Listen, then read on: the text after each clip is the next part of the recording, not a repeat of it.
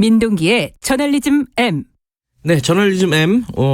한 주간의 뉴스 중에 좀 이면을 들여다볼 만한 것들을 골라서 얘기를 나눠보는 시간입니다. 오늘은 어떤 주제를 갖고 오셨죠? 오늘은 겨울왕국2에 대해서 얘기를 좀 해보고자 합니다. 이건 저희들이 스포일러 시간에 하는 건데 왜 이걸 갖고 오셨나요? 정확하게 말하면 겨울왕국2 언론 보도 문제점에 대해서 언론이 겨울왕국2에 대해서 어떻게 보도했느냐? 네. 뭐 어떤 문제가 좀 보입니까? 그러니까 너무 천편일률적입니다.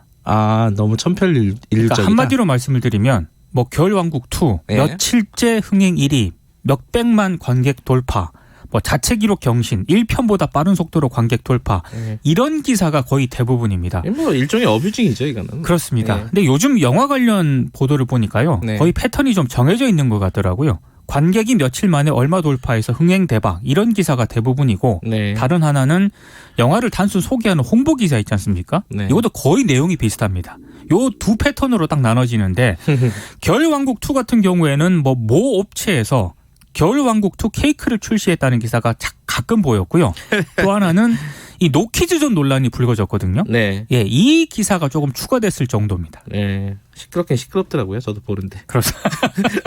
논란이 있죠. 애들이 보면 시끄러운 게 당연한 거기도 하고 또. 그렇습니다. 어쨌든 홍보 기사 아니면은 천편일률적인 기사 뭐 이 정도밖에 기사가 없다 이런 얘기네요. 그렇죠? 네. 네. 근데 사실 겨울왕국2와 관련해서는 반드시 얘기해야 될 분야가 있습니다. 네. 스크린 독과점 문제, 이 문제를 얘기 안 할 수가 없는데요.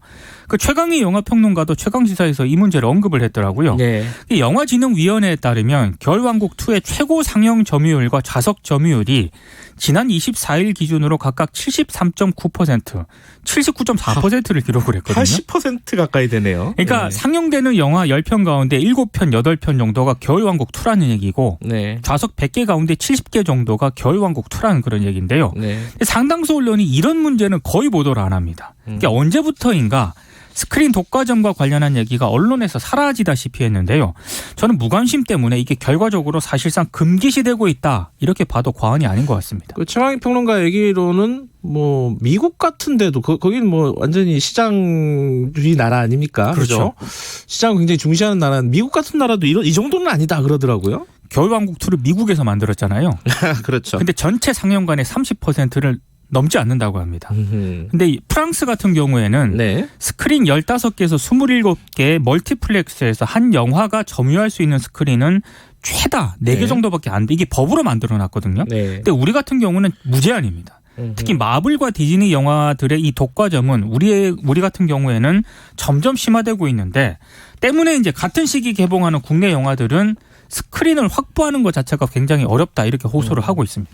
그 영화인들이 이 부분에 대해서 문제 제기를 하고 있죠, 지금. 지난 22일 기자회견을 했거든요. 네. 근데 이게 언론 보도가 거의 안 되다 보니까 기자회견이 있었는지를 모르는 분들이 더 많은 것 같습니다. 이런 기사는 또 잘 안 쓰죠. 그리고 이제 흥행 대박 기사에 완전히 묻혀가지고요. 케이크 출시했다 이런 기사들에 밀리죠. 네. 기자회견에서 요구한 거는 간단합니다. 국회하고 문화체육관광부 그리고 영화진흥위원회가 관련 법률 개정해서 빨리 정책을 시시해달라, 이런 거거든요. 네. 그 최근에 개봉한 블랙머니의 정지영 감독도 기자회견에 참석을 했는데, 네. 겨울왕국2가 개봉을 하면서 블랙머니 그 극장 좌석수가 97만 석에서 무려 37만 석으로 줄었다. 절반 이하로 줄었군요. 그렇습니다. 예. 그래서 겨울왕국2는 어린이도 부모도 좋아하는 영화인 건 분명한데 네. 꼭 그렇게 스크린을 완전히 독점하면서까지 단기간 매출을 올려야겠느냐, 이렇게 하소연을 하기도 했습니다. 그러니까 지금 우리 영화 시장뿐만 아니죠. 사회 전체가 약간 좀 시장, 이게 뭐 지상주의 이쪽으로 좀 가는 거 아닌가라는 이런 느낌이 있어요. 특히 한국 영화 시장은 네. 대기업이 투자, 제작, 배급, 상영까지 완전히 장악을 했거든요. 네. 뭐 이러다 보니까 저예산 독립 영화는 설 자리가 없어지게 되는데요. 근데 저는 언론도 시장주의에 상당히 경도가 돼 있다고 봅니다. 네. 그러니까 영화 보도도 다양성은 사라지고 획일적인 보도가 많다는 그런 얘기인데요. 네. 스크린 독과점 같은 경우는 언론이 좀 문제를 좀 제대로 조명을 해줘야 이게 의제화가 되는 거 아니겠습니까? 네. 근데 언론에서 대기업이 차지하는 광고 비중을 좀 무시할 수 없기 때문에 영화 관련 보도에 있어서 상당히 획일적인 보도가 많은 것 같습니다. 지금 아까 그 프랑스는 법으로 규제를 한다 그랬잖아요. 네. 우리도 지금 법안들은 다 올라가 있다면서요. 일명 우상호 법안이 좀 제출이 되어 있습니다. 예. 그러니까 프라임 시간대 오후 1시부터 오후 11시 때 한 영화가 전체 상영의 50%를 넘지 못하게 하는 게 핵심인데요. 네. 사실 영화인들은 30%를 요구를 하고 있거든요. 네. 이것과는 상당히 좀 차이가 나긴 합니다만 문제는 이마저도 제대로 논의가 안 되고 있습니다. 대기업과 영화관들이 이 법안을 반대하고 있는 데다가 일부 국회의원들이 이걸 감안해서 법안 논의를 지금 중단한 그런 상태거든요. 네. 그러니까 언론이 이런 문제 등도 좀 종합적으로 검토를 해줘야 되는데 네. 상당수 언론은 획일적인 기사만 쏟아내고 있습니다. 지금 포털에서요. 겨울왕국 2를 한번 검색을 한번 해보시면 제가 앞서 말씀드린 그런 기사 있지 않습니까? 며칠 만에 몇백만 돌파. 이런 기사가 쫙 검색이 됩니다. KQC도 검색이 됩니다. 네.